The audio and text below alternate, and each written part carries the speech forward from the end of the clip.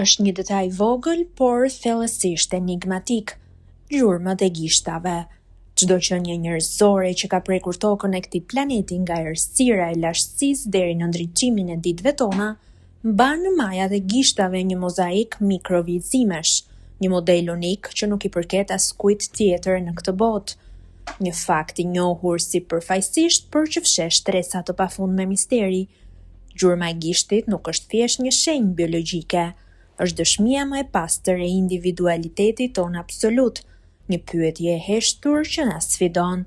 Pse ekzistenca ka zgjedhur të na vulos me unikalitetin si një nënshkrim të pashlyeshëm? Në historinë e njerëzimit, miliarda individ kanë ardhur në jetë, por asnjë gjurmë gishti nuk ka qenë identike me një tjetër. Edhe binjakët identik që ndajnë pothuajse të njëjtin kod gjenetik, mbartin modele krejtësisht të ndryshme. Kjo tregon se gjurmët nuk lindin vetëm nga gjenet.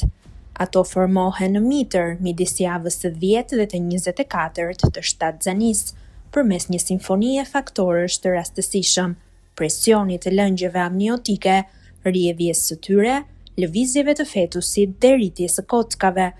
Nga ky kaos i kontrolluar lind një rendi përsosur, një model që nuk përsëritet kurrë në historinë e universit. Ky fakt sfidon logjikën e natyrës, e cila shpesh riciklon modelet për efikasitet. Shkenca mund të shpjegojë si formohet modeli, por jo pse.